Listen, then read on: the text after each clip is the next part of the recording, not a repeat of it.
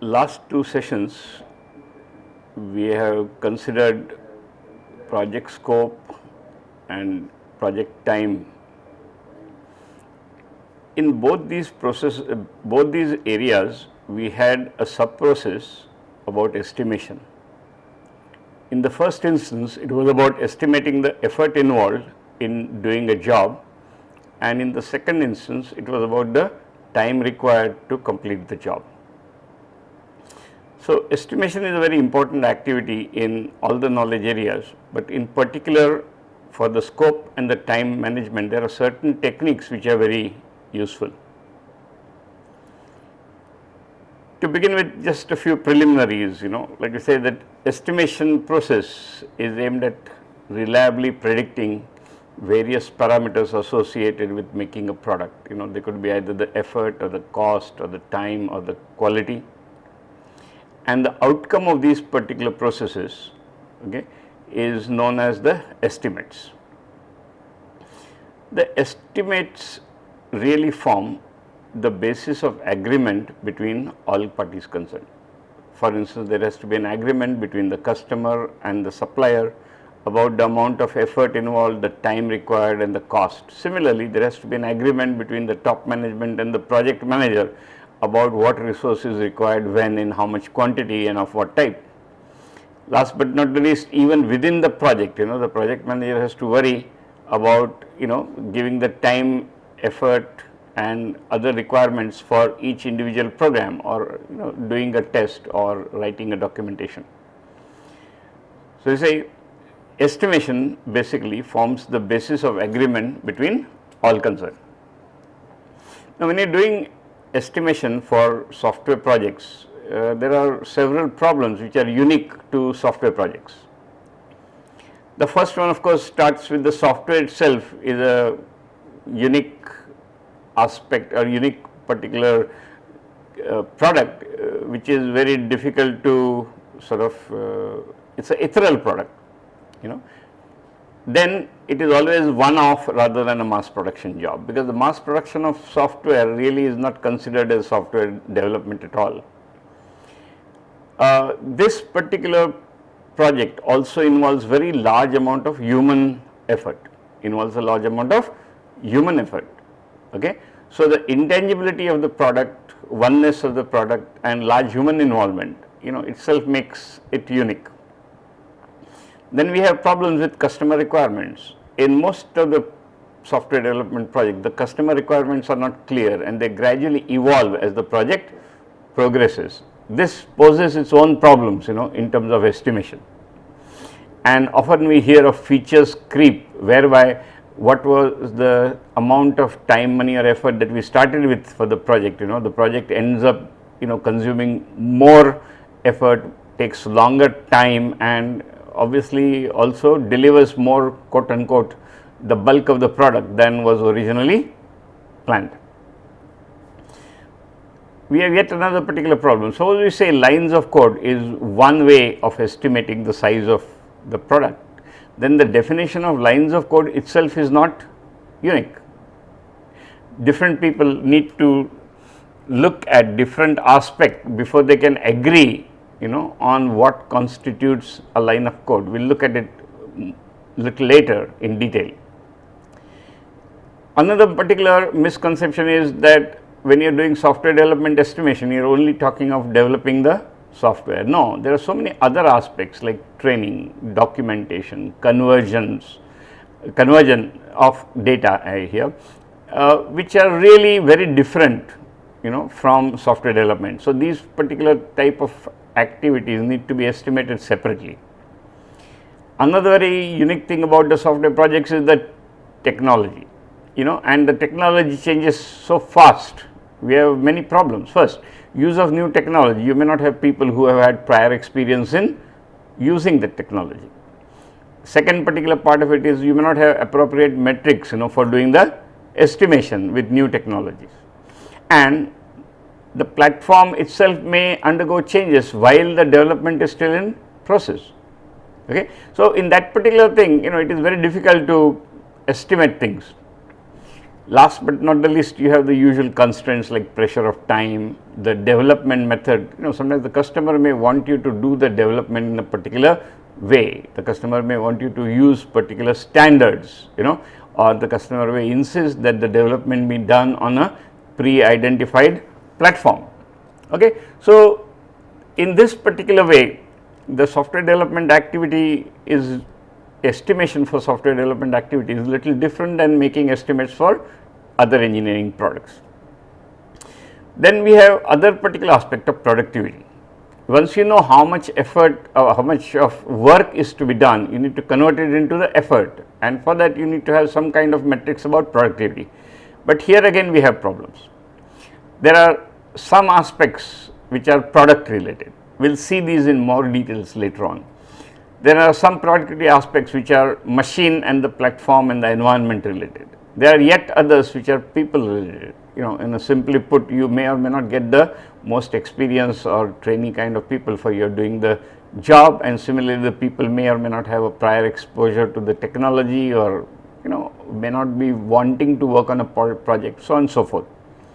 Last, the project related. Now, this is the one which is largely in your control, but you still have a choice of what particular methodology to use, what life cycle to define, what matrices to use, and how to implement, what kind of leadership to provide. Okay. So, if you strictly look at it, only project related attributes associated with the productivity, only those are under the control of the project managers, and others, the project managers just has to live with. Okay. So, use of development tools can also make a dramatic difference to productivity, and if you are using development tools, it means a lot of involvement initially to buy the tools, then to train the tools, then keep the people up to train the people to use the tools, and then keep the people up to date, and then to develop matrices. It's a very long and elaborate drawn out kind of a procedure. So, obviously, you have one more particular aspect, that is, wherever possible you may like to buy some components or packages in software and not completely reuse, as we talk about it all the time. The reuse may dramatically quote unquote change your productivity. Okay.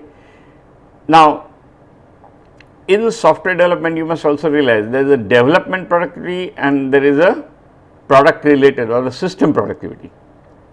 The development productivity is associated till the code is made working and given to the customer and accepted by the customer. Whereas, if you were to look at the productivity over the entire life of the product, especially if you are looking at the maintenance of that particular software, then the concept of productivity will change very dramatically. The concept of product will change very dramatically. Okay. Now, we look at the next particular kind of aspect. Look at the slide that we have. Okay. One of the things that you must remember is the estimation is not a one time activity in a software development project, it is an ongoing activity.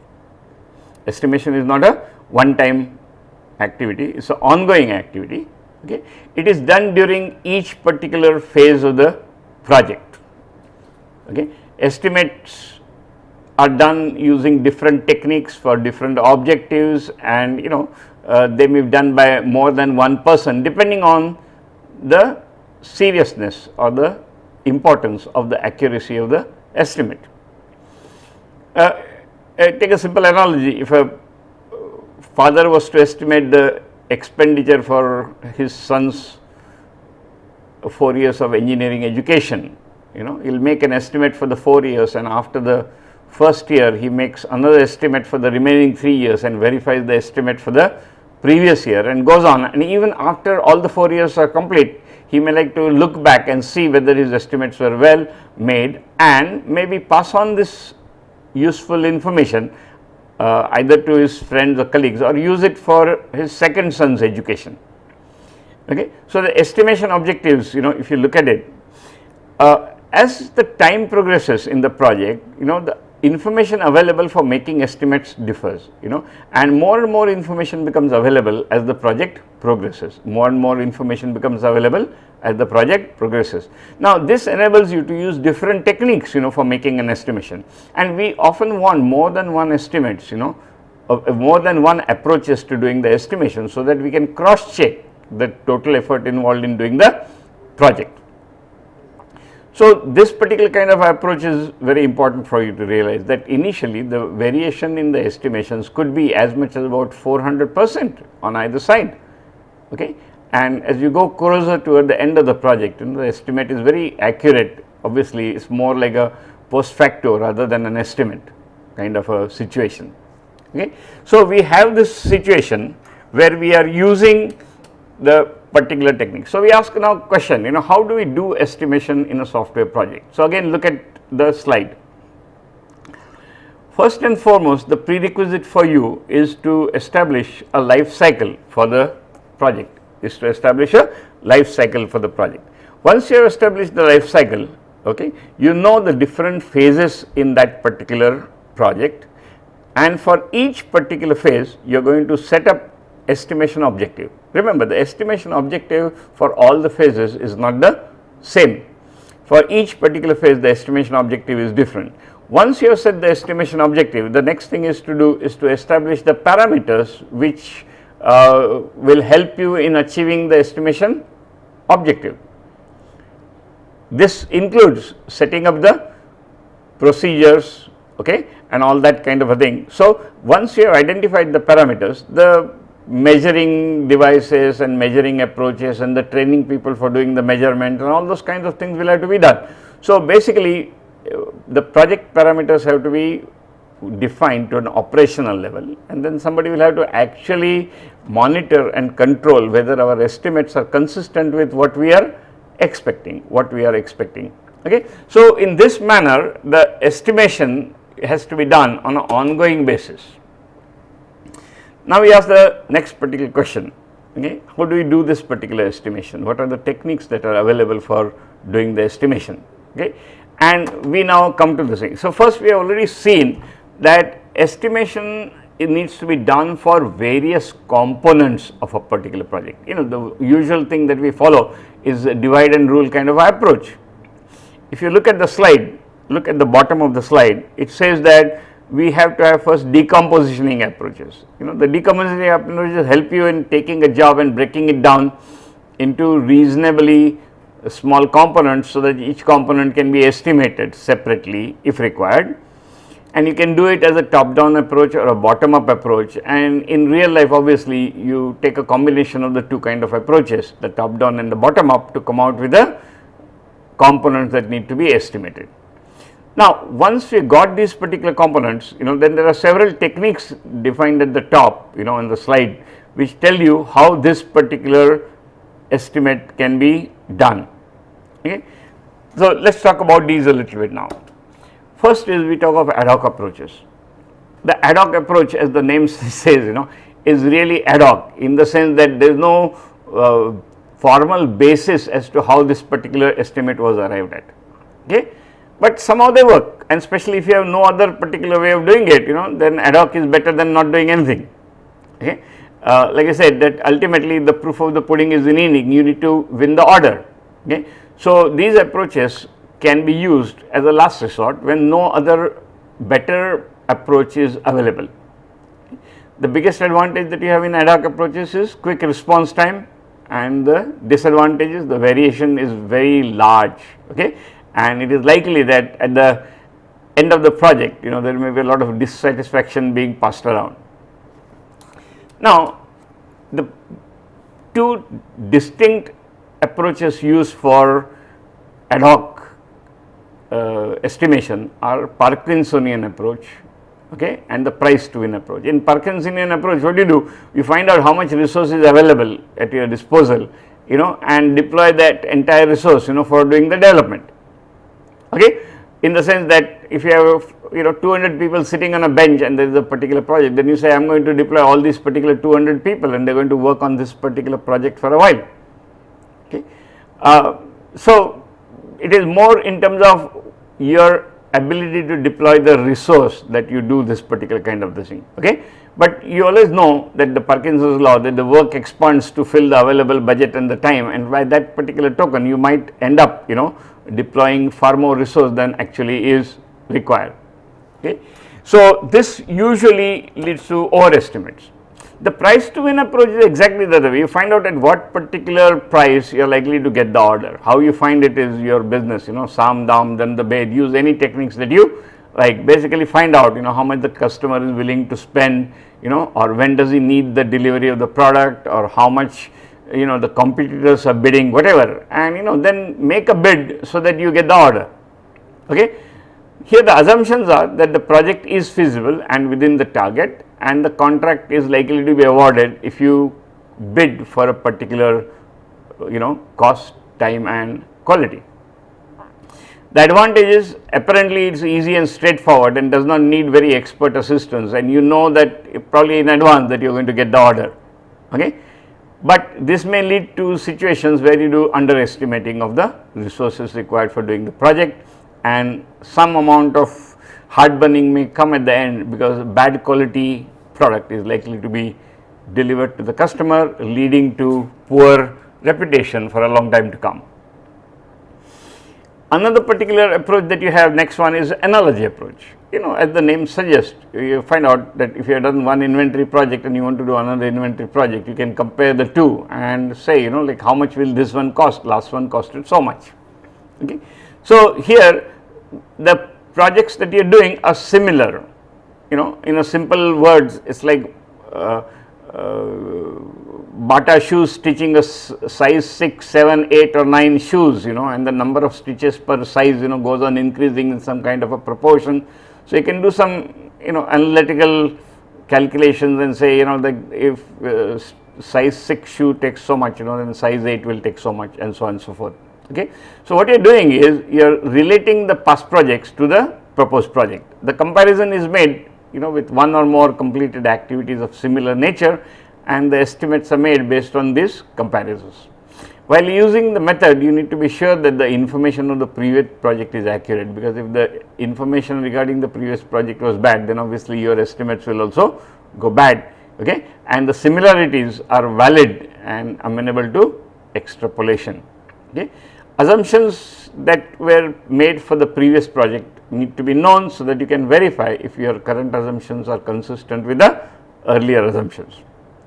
This method is very usable, as a backup or a verification method, and there is, no better way of doing it than this particular approach is also a very good approach, for making estimates, the analogy approach.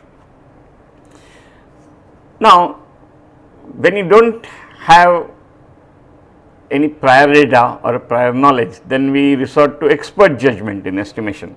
Here, as the name suggests, the expert is the person who is best in a position to give you an estimate, and you really do not ask him how you got to that particular estimate. He just gives you a figure and you take it. So, the estimates are based purely on the experience and the judgment of an expert. Now, here if the projects are very large, you may want to use more than one expert for doing the estimation, and then somehow reconcile their estimates, to come out with a final estimate, okay.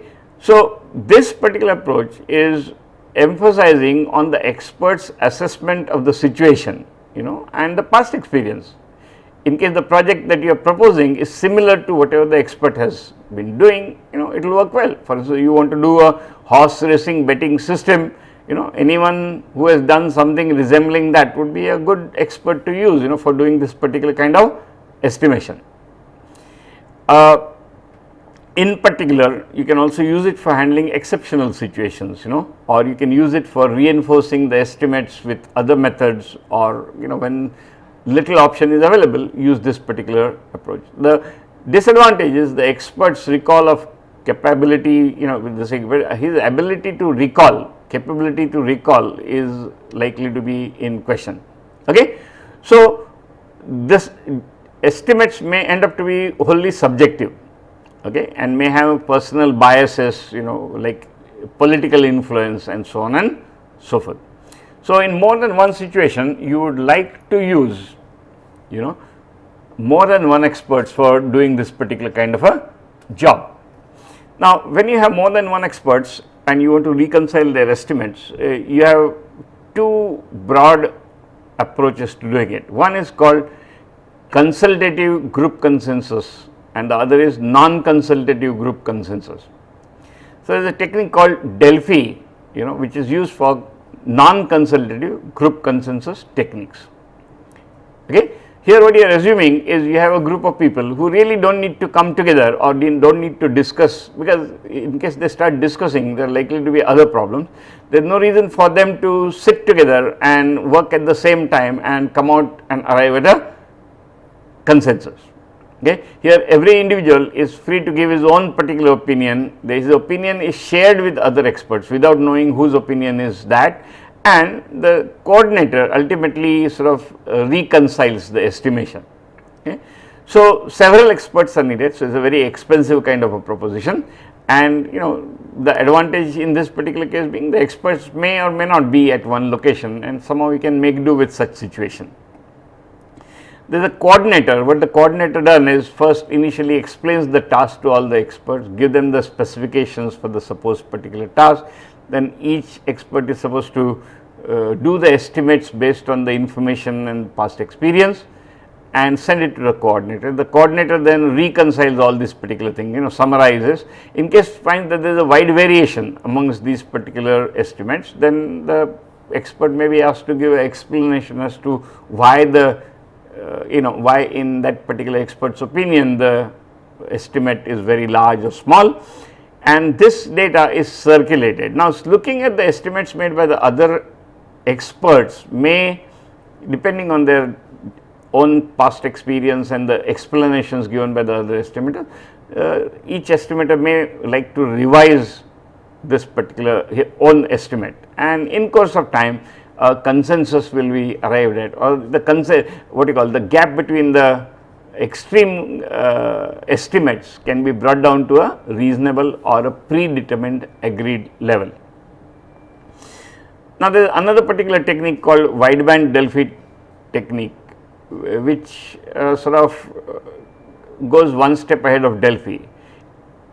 So, it allows consultation among the experts, but very minimal consultation. The major difference here is that you give the estimates and whatever other particular thing, and whenever there is a disagreement or only those particular parts of the estimates which are open to disagreement are discussed together by the group, and otherwise those which are those parts of the estimation which are agreed upon or are fairly consistent with the various estimates that are given, there is no need for these experts to come together. Now, many times you have yet another particular issue that you need to look at. Okay. We have another approach called PERT sizing approach. Look at the slide now. There is a very interesting distribution called beta distribution, which is a unimodal distribution. It has its roots both on the positive side of the coordinate axis. It meets the x axis on positive side. It is unimodal. It can be either left skewed, right skewed, or symmetrical. It can be left skewed, right skewed, or symmetrical. And what we can do is, in case we are able to give estimates and make assumption that these estimates follow a beta distribution, then certain interesting calculations can be done. Now, take a simple example. Suppose you were to make an estimate for the human mind is incapable of conceiving the mean as a computed quantity in a mind. Okay, but you are often likely to know the mode as the most likely or the most frequently occurring kind of a estimate. Now, you have two problems. The human mind cannot comprehend mean, but mean is amenable to further mathematical treatment, whereas human mind is capable of perceiving mode, okay, but the mode is not amenable to mathematical treatment. So, in case you have a situation where the human being can estimate the mode and you could convert the mode, compute from the mode a mean, then it is like having the cake, eating it too. Now, the PERT sizing approach exactly is aimed at this. If we make an assumption that a human being can, for a given particular situation, give the minimum, maximum, and the most likely values of the estimates, then you can calculate the mean by using a formula, like a plus 4b plus c by 6. So, in case somebody says that how many lines of code will this particular specification get converted to, and the expert may say, it won't be less than 150 lines, and it will not be in any case more than 400 lines, and most likely it will be 200 lines. And then you can say, okay, 150 plus 4 into 200 plus 400 divided by 6, is the mean time required for completing this particular project. So, if you look at the slide again, you have this beta distribution has a unique particular property, that if you were to give the most optimistic, the most pessimistic and the most likely estimate, there is some kind of a mathematical relationship between the mean and the mode, and of course between the variances and so on and so forth. Okay. So, if you use this particular approach, then we ask a question, but does anything in life follow beta distribution? The answer is no. And say, how do we work on that? And there is a, just to make a passing reference without going into detail, there is something called central limit theorem, and which says that irrespective of the parent distribution, the distribution of sample mean will always tend to be normal. Okay. And using this kind of a formula, if you are able to take the project and break it down into components, and the number of components is reasonably large, then as the number of components increases, the estimate that you get will tend to be, more and more closer of course to the mean, but also will itself the estimate, the mean will of that particular estimation will follow a normal distribution, and you are able to do many of the other calculations with this thing. The PERT sizing approach, the advantage is that you need to go to a low level of breakup, and that is why your estimates are likely to be accurate. The disadvantage is that you need a lot of information for doing it. That means you cannot do this particular kind of approach unless you go fairly deep into the project. So, this technique is not usable in the early stages of the project. This technique is not usable early stages of the project. Okay. So, once you got these estimates for individual components, then you can add up these particular estimates and make a total estimate for the entire project. And similarly, if you want, you can find out a standard deviation and the variance for the entire project. The formula for that being B minus A by 6 or whatever. The most pessimistic minus the optimistic divided by 6 is a reasonable estimate of standard deviation. And of course, the the principle that the variances are additive in nature, and you can find out the total variance. In case you want to do probabilistic estimates, then this technique will also tell you with how much confidence you can say that the project time or project cost or project quality, whatever the parameter that you are estimating, with what confidence that particular parameter is achievable, with what confidence that particular parameter is achievable. This is a very useful particular technique. Now, beyond the PERT sizing kind of approach, we have algorithmic models. Now, these are the ones which are most, and usually people are enamored by these particular thing, and they think that this is the end of estimation, which is not, but algorithmic models do play a very important role in making the estimate. Algorithmic models basically are based on the past data, and often heuristic models are fitted to the data, and without knowing why, that in case you have a dependent variable, how it is related to the independent variable. Okay. So, the causal relationship is not known, but the actual relationship that you observe is known. So, you can use this algorithmic models for making reliable estimates based on past data, only provided you have a past data. Now, in case you do not have the past data, you need to rely on the data collected by other people in industry and published. There are not too many publications. People do not often like to display or share their performance data, but some industry models are available, and you can use those as a starting point and then modify those particular models to fit your environment. Now, in particular, some techniques like FPA, as we will study, are going to be very good for doing the estimation in face of incomplete data at very early stages in the project's life. Okay. So, these kind of estimates help you in providing envelopes for making some trade-off decisions and so on and so forth.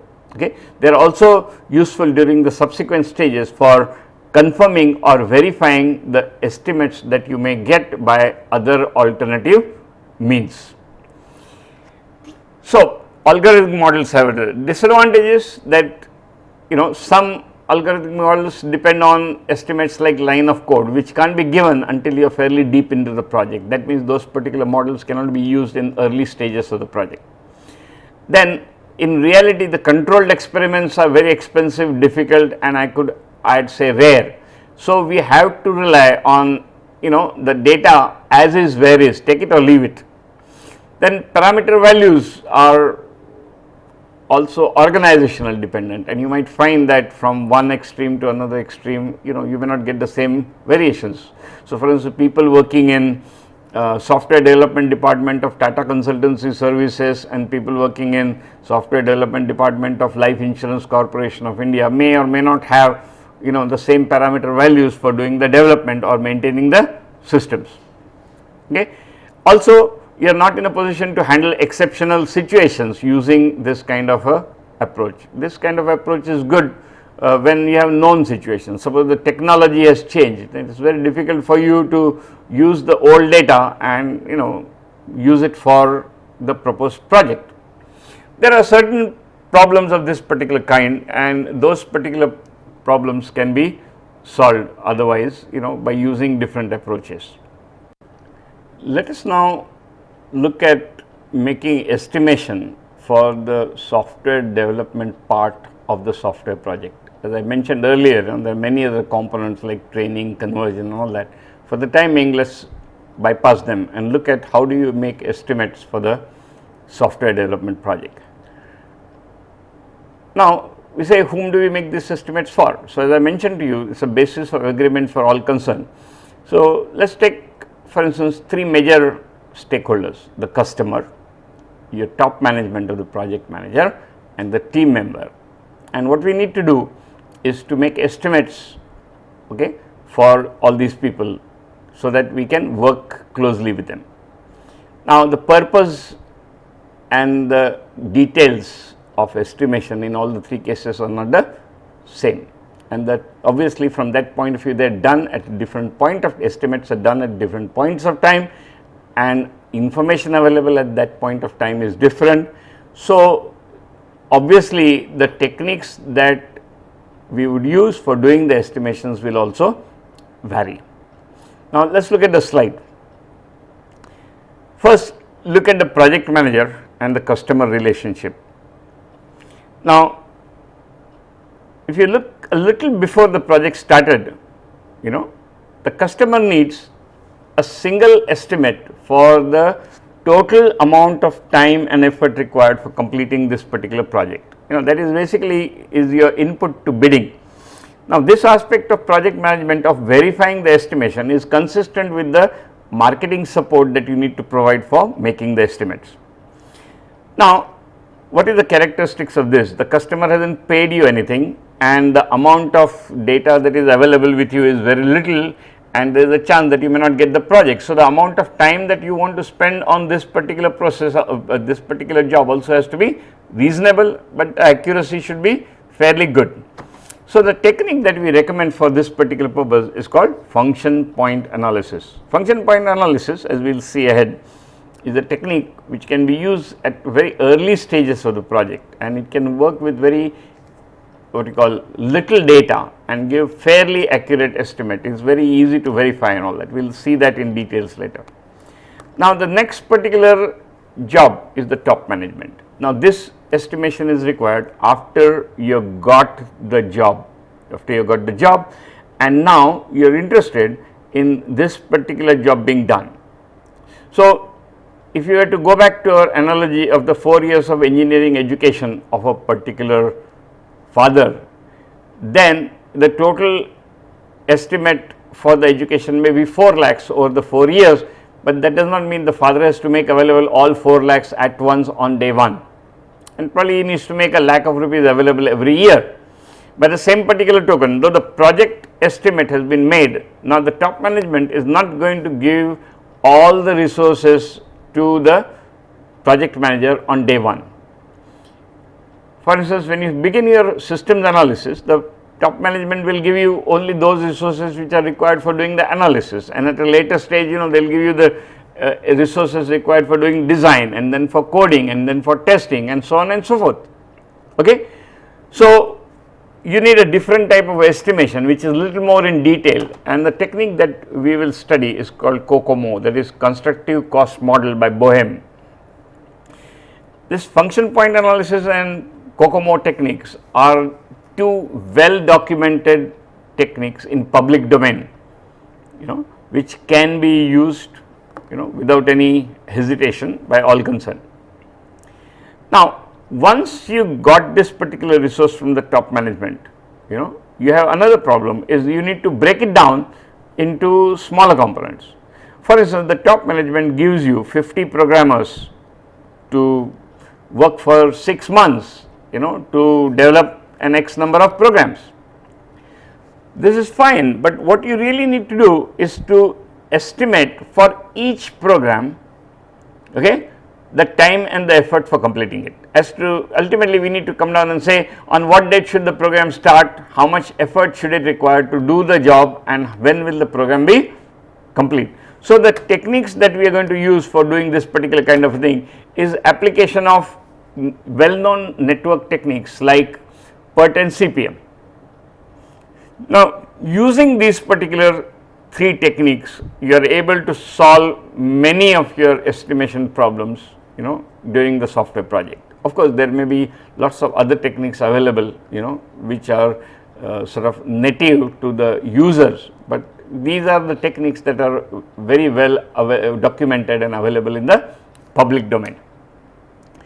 So, now let us look at these particular techniques in detail. So, first of all, let us begin with function point analysis. So, we start by asking a question, what is function point? So, function point is a unit of the size of the software application.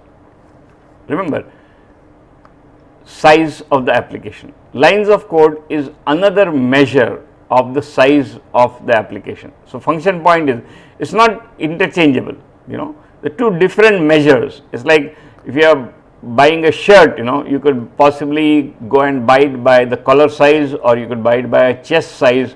Both of them make an estimate of the type of thing that will fit on you. Similarly, lines of code and function point are two different measures of the size of the application.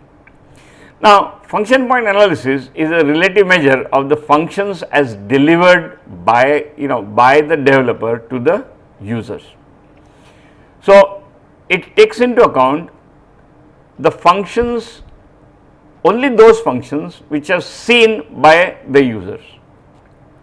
Typically, to give you an example, in case you had to do normalization, and because of that you had to do certain other particular processes and modification to your procedures, for updating the data on the database, those kinds of things are not visible to the user.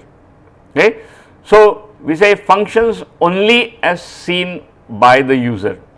Then which user? And we say all users, the end users, the developers, the operators, the auditors, the quality assurers, everybody, anyone who needs a specific function for performing his or her job, then it is considered a part of the development effort.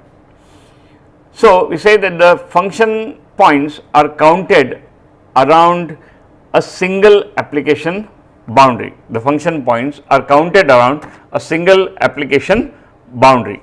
So, now let us look at how this function point counting actually takes place. First, again look at the slide. We need to determine what type of function point count are we doing. There are 3 types. The first is called the development function point count. What is a development function point count? You are interested in developing an application software from scratch. Then you have a enhancement function point count. Here what you are doing, you are making modifications to an existing software, which may involve adding, modifying and deleting code.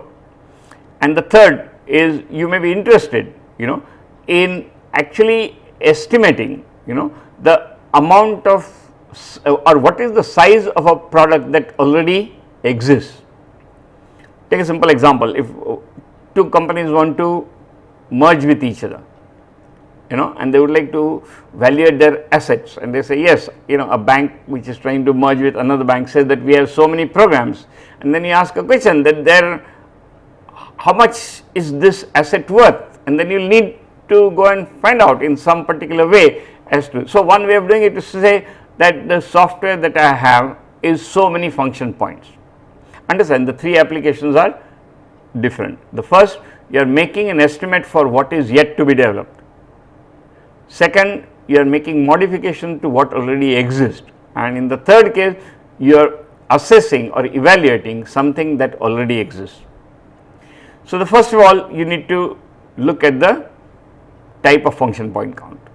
Once you have got the type of the function point count, the next thing that you need to do is to identify the boundary. We have already highlighted that identification of boundary is central to function point counting, that there is only one application boundary, and the functions as seen by the users result in the transactions going in and out of the boundary. Okay. So, we identify the boundary. Once we have identified the boundary, the next thing that we do is we would like to start now counting the functions. Now, there are two types of functions, one is transaction functions and other is data functions. Okay. So, from our particular point of view, you look at it, okay. First we count the transaction type function. What is a transaction type function? Basically the inputs, the outputs and the inquiries, okay, and we count if each one of them is simple, average, complex and so on and so forth. Once we have done that, then we would like to count the data function types. What are the data function types?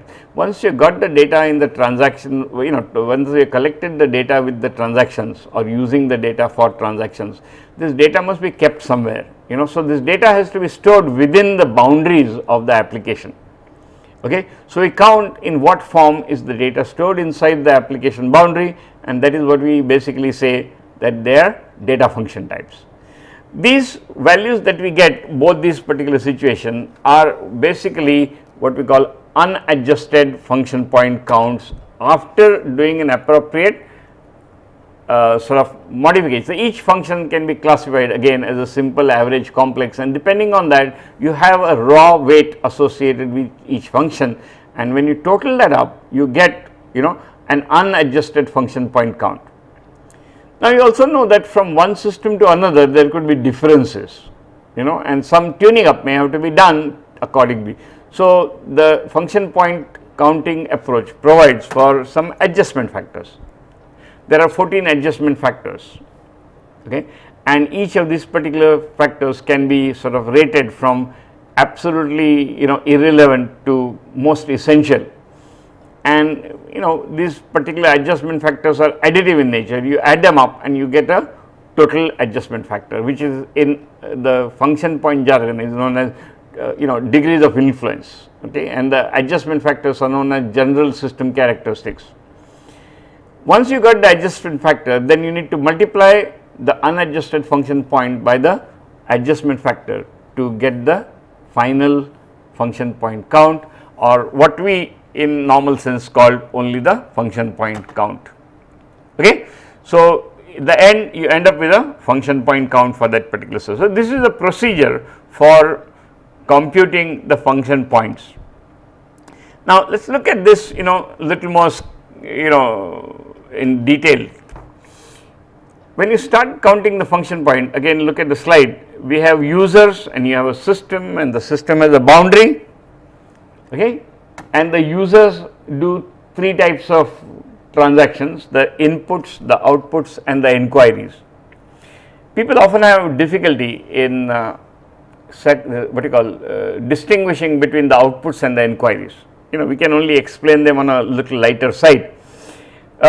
Somehow the thing that comes to your mind is that the output is some kind of a batch mode and inquiry is something that is online. Both these particular notions are farthest from the truth, because you can have an online output and you can have a batch output. Similarly, you can have an online inquiry and you can have a batch inquiry. Okay. So, how do we distinguish between the two? And the answer is very, one particular way of separating is if you are physically retrieving the data that is stored inside the system, then usually we call it as an inquiry. It's like looking up, in just saying answer like yes or no. If I was to give a simple example and you say, can you give me the list of all the people who have not paid their bills for the last 3 months, would be an inquiry. It does not involve any computational effort. Okay. But if I was to ask you another particular question, can you tell me how much is the total outstanding attributed to people who have not paid for 3 years, 3 months or something like that? Then this involves doing a computation, and then this would be in a simplistic sense classified as a output. There are more elaborate explanations as to how is output, what is the output and what is the inquiry. So, these are the transaction function types. Then we have a simple question. Once we get the data in the system, what do we do with this particular data? We need to keep it somewhere. Okay, and the place where you keep this particular data is known as internal logical file. So, the data coming from the input can go to one or more of the ILFs, and similarly one ILF may receive data from more than one input. So, there is a many to many relationship between the inputs and the ILF. There is a many to many relationship between the input and the ILF. Now, there is one more interesting thing that you must keep in mind, and that is sometimes we are interested in using data that is generated by other people, but which is of use to us. Take a simple example. In case you are developing a hospital management system and you are interested in classifying the diseases and you would like to use international code of diseases published by the World Health Organization, then this particular file of data is not maintained by you, but used by you. So, EIF is basically files which are developed and maintained by other applications, but used by our application. Take another particular example. If personnel department of a company maintains an employee file, and if the payroll department of the company uses the employee file for generating the payroll, then the employee file is a ILF for the HR department, and the employee file is a EIF for payroll department, Okay. So, the EIFs usually come from other particular systems. Another example we can give is, say, if you go to an international airport, then the International Airport Authority system interacts with other airlines systems, and in case you are looking at a timetable or a flight arrival or departure kind of a board, then the ILFs of airline systems, ILFs of different airline systems are sent as a EIF to the International Airport Authority system. So, in this particular manner we can do the calculations and say that we calculate the unadjusted function point counts and then the adjusted function point counts. Now, the weightage that is given to these particular functions, average weighting is given here. Tables are available for simple functions and complex functions, but for average functions we can say that average input is equal to 4 unadjusted function points, average output is 5, inquiry is 4, ILF is 10 and EIF is 7.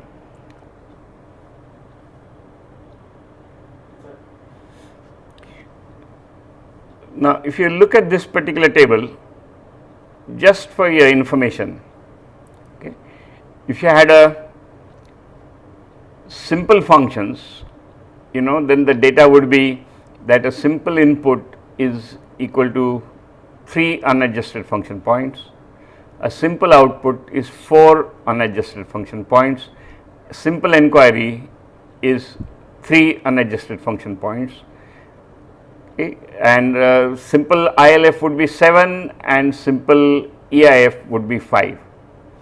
By the same particular token, if you had a complex function, then a complex EI would be 6, a complex EO would be 7, a complex EQ would be 6, a complex ILF would be 15 and a complex EIF would be 10. Now, while looking at this particular data, all of you must realize that when we come to inquiry, every inquiry is a combination of an input followed by a output, a combination of input followed by an output.